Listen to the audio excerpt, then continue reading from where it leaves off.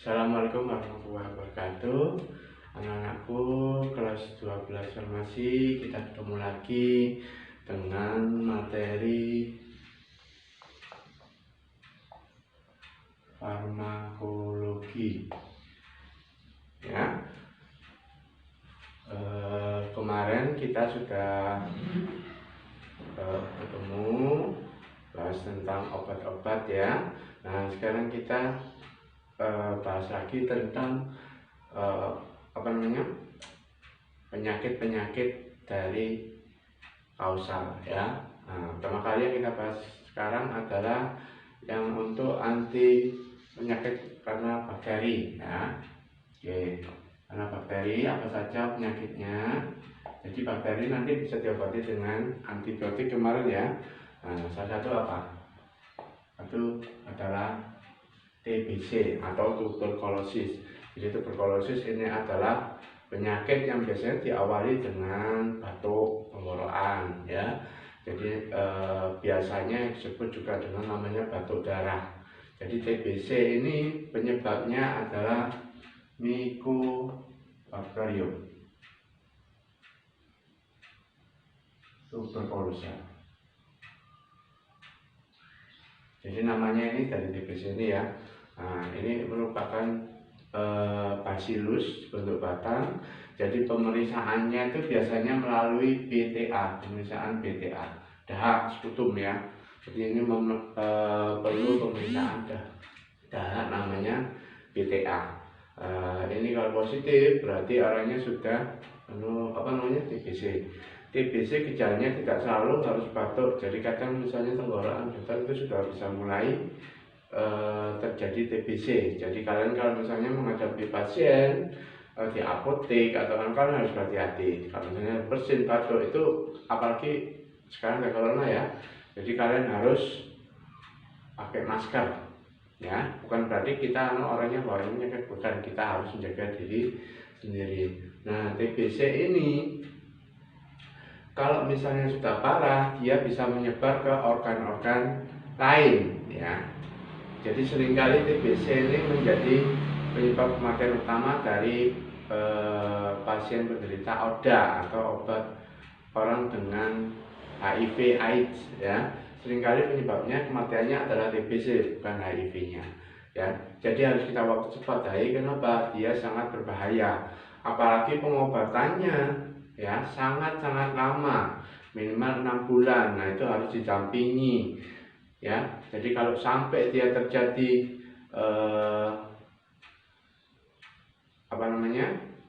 kurang pendampingan, itu pengobatannya harus selalu diulang dari awal, kasihan ya. Jadi minimal 6 bulan sampai 1 tahun ya. Pengobatan utamanya itu tadi kayak rifampicin ya, isoniazid atau INH ya. Terus apa lagi?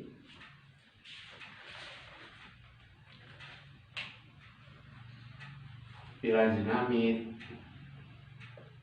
etambutol ya. Nah, ini adalah obat utamanya. Jadi nanti kalau misalnya diperlukan bisa dikombinasi dengan misalnya kanamisin. Nah, itu kalau diperlukan. Kalau misalnya kombinasi ini kurang efektif ya. Jadi kita ini semua tidak langsung diberikan saat pertama, tapi bisa juga dari awal mungkin 1 atau 2, terus peningkatan 3 atau sampai 4. Kalau misalnya ada sekarang bentuk yang kombinasi itu namanya Rimstar ya, rifampicin dan INH. Jadi ada yang bentuk supaya pemakaiannya lebih mudah ya. Nah, ini yang kita harus edukasi ke pasien TB itu supaya pengobatannya bisa terus, bisa lanjut, dan kita efek psikologisnya mereka supaya tidak terlalu jenuh ya dengan obat-obat yang kayak gini, karena juga rasanya tidak enak ya. Oke, ini yang TBC. Terus yang kedua ada namanya lepra. Nah, lepra ini biasanya terjadi di infeksi pada jaringan kulit ya, atau kusta. Nah, lepra atau kusta. Jadi kalau lepra ini pengobatannya juga sama, pakai rifampicin, seringkali dengan rifampicin ya, atau Dapson ya, bisa rifam dan Dapson biasanya. Rifampicin lepra ini hati-hati ya, juga bisa terjadi menular ya, sama Mycobacteriumnya. Kalian tahu ya, jadi ada rumah sakit khusus untuk penyakit kusta. Kenapa ya? Ini tadi penularannya juga sangat berat ya. Seperti TBC juga dia, Mycobacterium itu pengobatannya juga bisa lama ya. Jadi kulit itu bisa kayak apa namanya, mati rasa ya. Jadi tidak terasa kalau misalnya kulitnya atau jarinya itu protol gitu ya. Jadi itu namanya lepra. Bisa timbul mulai dari bercak putih gitu, tidak terasa sampai akhirnya tangannya, jarinya putus. Itu karena tidak tadi infeksi tadi, jadi bisa menyebabkan mati rasa karena penyakit pada kulit dan saraf ya. Oke. Terus yang ketiga ada infeksi saluran nafas.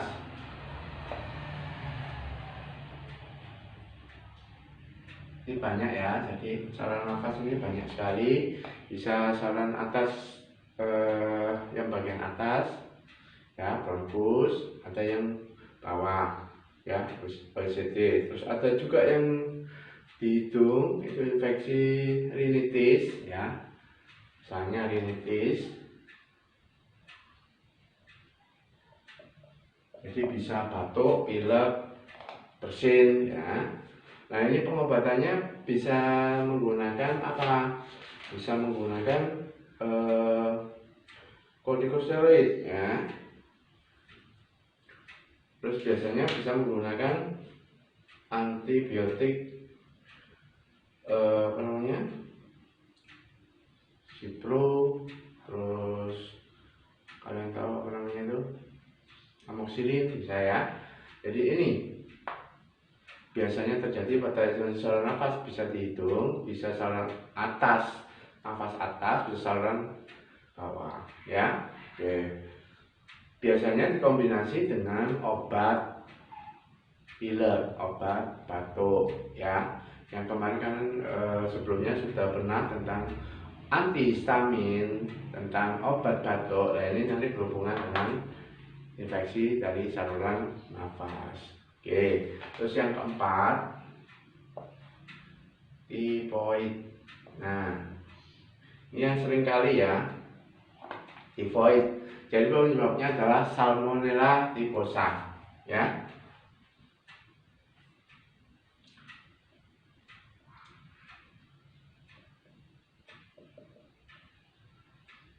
Jadi untuk penyakit ini kita perlu hati-hati. Kenapa? Nah, demam tifoid ini bisa menimbulkan efek yang fatal, ya. Apa seringkali itu salah diagnosa dengan DBD, ya. Oke, jadi obat ini biasanya menyerang dari saluran cerna. Ya, tifoid ini orangnya harus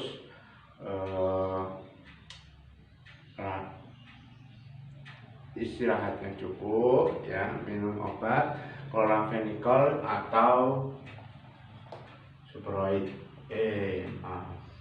chloramphenicol atau thiamphenicol. Untuk chloramphenicol sekarang sudah jarang banyak digunakan ya, karena ada terutama untuk anak kecil banyak efek sampingnya. Jadi sekarang sering digunakan thiamphenicol ya. Oke.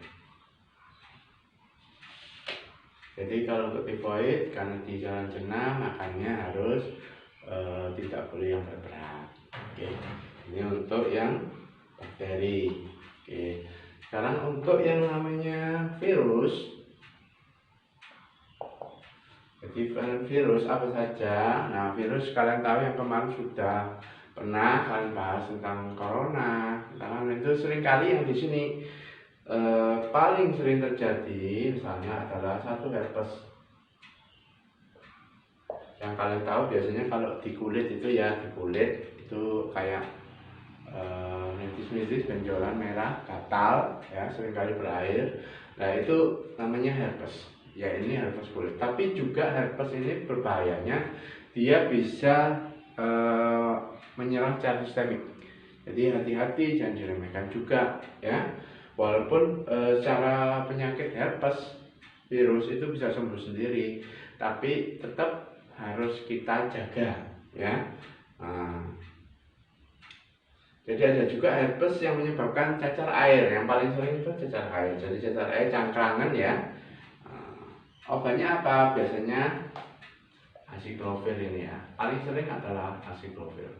Atau yang biasanya pakai virvirnya ya. Oke, terus yang kedua apalagi? Nah, HIV. Awas HIV ya. Jadi ini penyebarannya bisa lewat cairan atau darah ya. Ini bisa menyebabkan penurunan kekebalan, jadi sangat-sangat berbahaya. Dan seperti saya bilang tadi, HIV itu bisa menyebabkan penyakit lain mudah masuk ya. Dan seringkali penyebab lainnya itu yang justru berbahaya, seperti TBC tadi ya. HIV sampai sekarang masih belum ditemukan obatnya, masih pada penghambat RNA-nya. Jadi belum ada penyembuhannya, belum ada, tapi adalah menghambat penyebarannya ya. Oke, biasa digunakan seperti itu. Oke, selanjutnya ada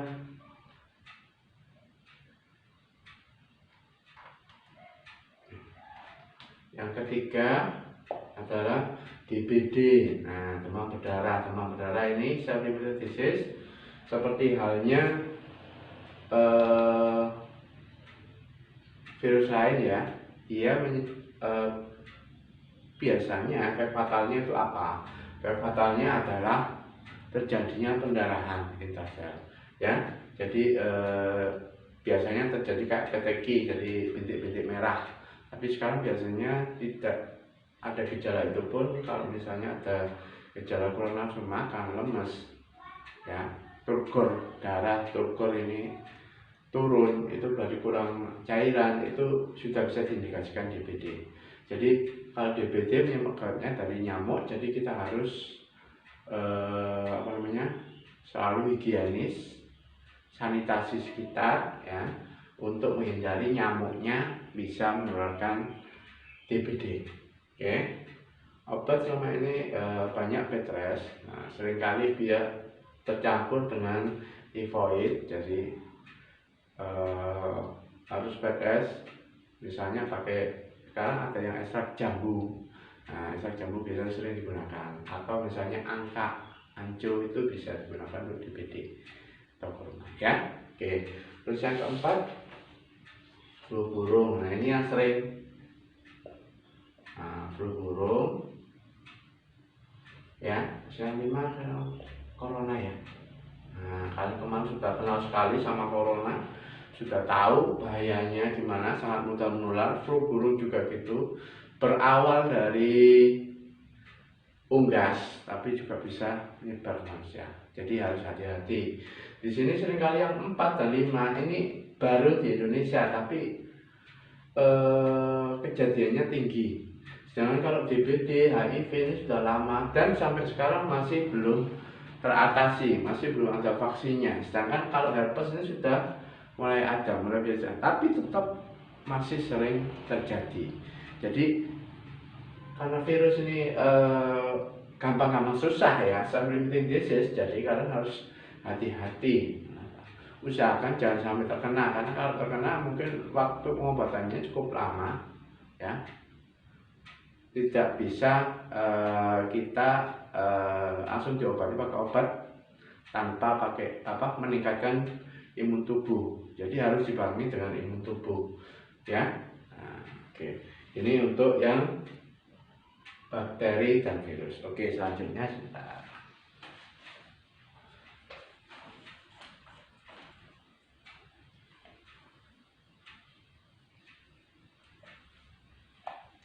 Oke, itu bakteri, virus. Sekarang kita ke amuba dan parasit. Amuba ini biasanya apa? Biasanya penyakitnya adalah disentri. Biasanya karena kebersihan ya, disentri. Jadi ini biasanya bisa meningkat pada amoebiasis hati-hati. Jadi misalnya kebersihan, kurang kebersihan, apa namanya, kalau dulu biasanya jambannya itu tidak ada, itu seringkali terjadi, namanya disentri ya. Biasanya dia gejalanya di daerah pencernaan, misalnya kejang, nyeri perut, terus diarenya berlendir. Nah ya, jadi ini biasanya disebabkan karena amuba. Jadi apa obatnya? Biasanya digunakan metronidazole. Sedangkan parasit apa saja? Nah, parasit banyak ya. Jadi ada dari nyamuk, misalnya contoh parasit dari nyamuk, misalnya namanya malaria. Oke, malaria ini endemik di Indonesia. Jadi dia di Indonesia itu sering terjadi, apalagi daerahnya yang hutan-hutan seperti Kalimantan, Sumatera, ya, Papua. Ini seringkali banyak jadi malaria, ya. Gejalanya biasanya panas hebat, pakai nyeri kepala. Nah, itu banyak terjadi, banyak sekali yang kalau di Jawa mungkin sudah hampir tidak ada ya, hutan ya, sedikit sekali. Jadi kalau misalnya orang mau ke Sumatera atau Kalimantan itu dia memerlukan pencegahan biasanya. Biasanya obat apa yang digunakan? Bisa menggunakan kina ya, atau turunannya. Jadi malaria ada 3, yaitu ada tropika. Nah, ini pakai demam, panas, dan nyeri kepalanya hebat ya, yang tropika ini. Terus yang ada tersiana, ada quartana. Ini sering kambuh ya. Kalian harus ingat, kalau gejalanya tersiana 3, itu berarti dia panasnya naik turun setiap 3 hari sekali. Kalau quartana, 4, itu dia kambuhnya setiap 4 hari sekali. Jadi obatannya masing-masing beda. Kalau 2 ini sering kambuh ya, harus pengobatannya cepat ya. Kalau profilaksis apa yang digunakan tadi ada kina, kloroquine,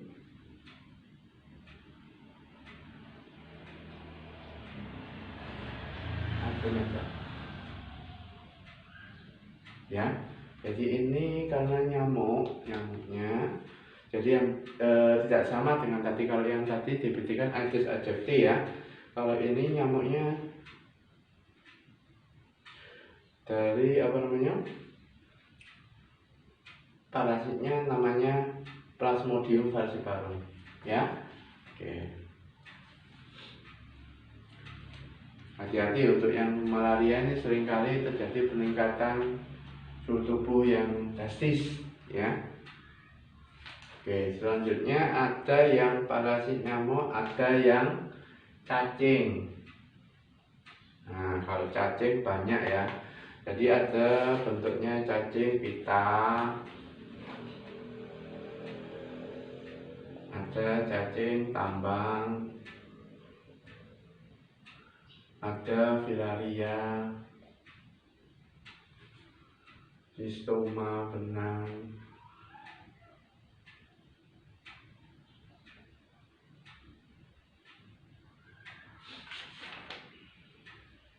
kremi,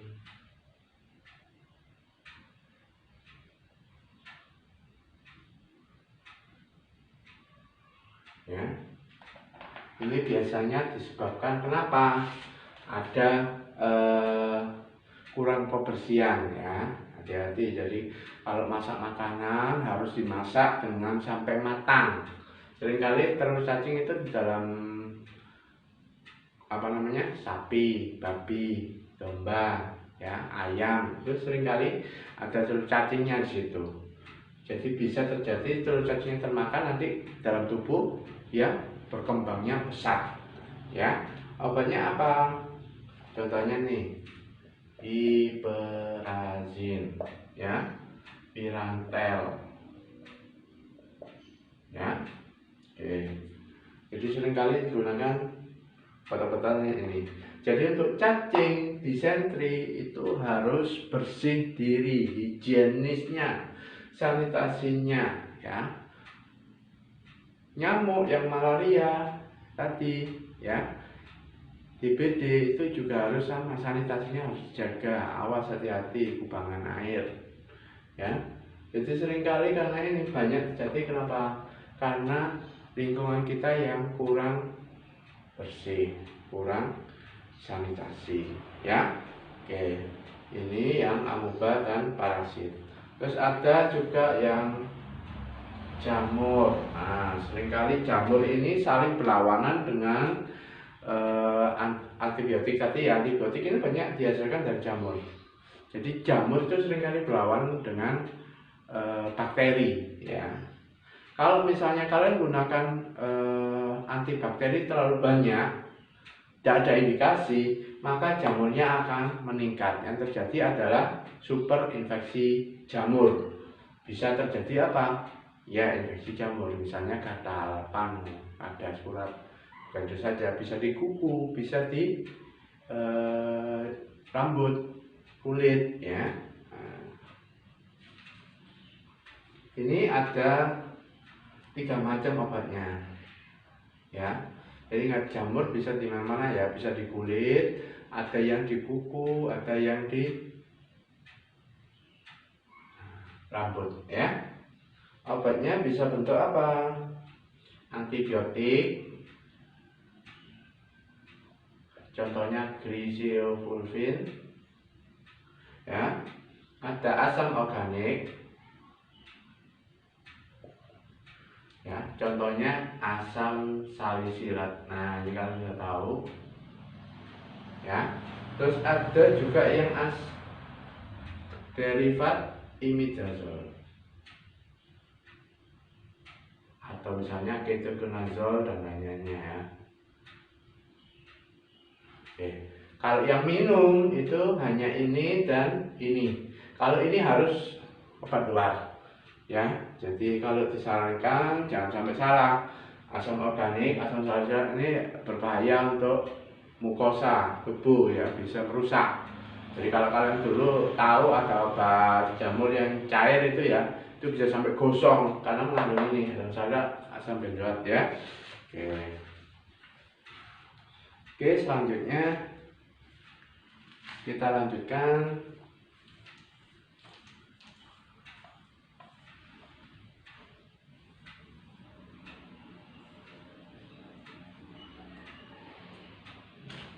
Nah, ini ya, kanker. Awas, kenapa kanker? Kanker penyebabnya itu sebenarnya adalah perkembangan sel tubuh kita sendiri, ya, yang tidak normal. Nah, seringkali kanker sekarang itu tidak ada obatnya, susah sekali. Kenapa? Karena yang kita lawan adalah bagian tubuh kita sendiri, ya. Mau kita bunuh itu bisa kena sel yang sehat. Makanya pengobatan kanker itu sangat-sangat susah, ya. Apalagi kalau dia sudah berkembang, bisa berpindah, selnya misalnya masuk ke jantung atau itu sudah susah karena dia udah nyampe ke seluruh tubuh, ya. Nah, ini bahaya sekali, ya. Obat kankernya ini bisa diatasi dengan apa? Nah, ini ada yang namanya kemoterapi, obat, ya. Ada yang harus dibedah, ada yang harus radiasi atau di sinar. Oke. Obat-obatnya apa saja? Nah, untuk obat-obat ini ada namanya alkylating agent,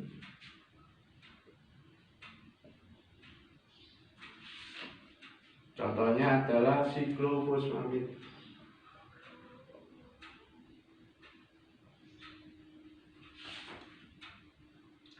Ada antimetabolit, ya, contohnya adalah fluorouracil.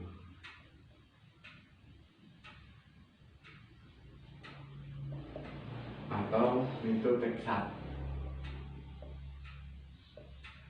Terus ada juga yang bentuknya antimitotik.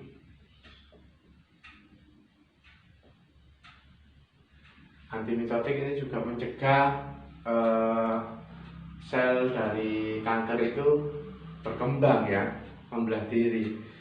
Bisa berupa vincristine,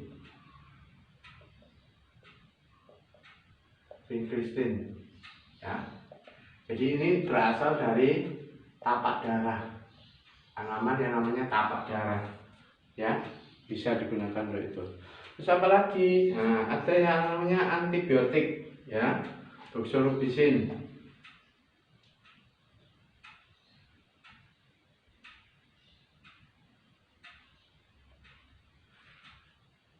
Ada seringkali dexamethasone, ya, dexa atau kortikosteroid lain itu bisa digunakan. Tapi pada awal-awal, jadi tidak jadi semua obat ini tidak digunakan langsung. Ada tahapan-tahapannya, ya. Ada juga interferon, antibody, ya, serupa antibody. Jadi ini bisa melawan, mengenali sel kankernya, ya. Oke. Jadi obat-obat ini di kanker seringkali digunakan, tidak semua. Dilihat, dicek kalau misalnya kenapa ini bisa terjadi banyak efek samping, ya. Dexa itu juga pemakaian kalau misalnya untuk bisa sampai 3 bulan lebih, ya. Dosis tinggi, beda dengan dosis untuk antiinflamasi dan anti nyeri, ya. Seringkali di bedah kalau misalnya masih awal, supaya tidak menyebar. Radiasi juga sering digunakan. Kenapa? Nah, karena untuk mencegah perkembangan lebih cepat, ya. Oke. Jadi ini saja sampai sekarang. Kalian pelajari, silakan dicari sendiri tambahannya. Jangan lupa, ya, infeksi harus hati-hati, jaga diri, ya, kalian supaya tetap supaya tertular, apalagi zamannya sekarang virus ini beredar, ya. Itu harus hati-hati juga dengan penyakit infeksi yang lain, ya. Oke, dari situ aja. Terima kasih. Assalamualaikum warahmatullahi wabarakatuh.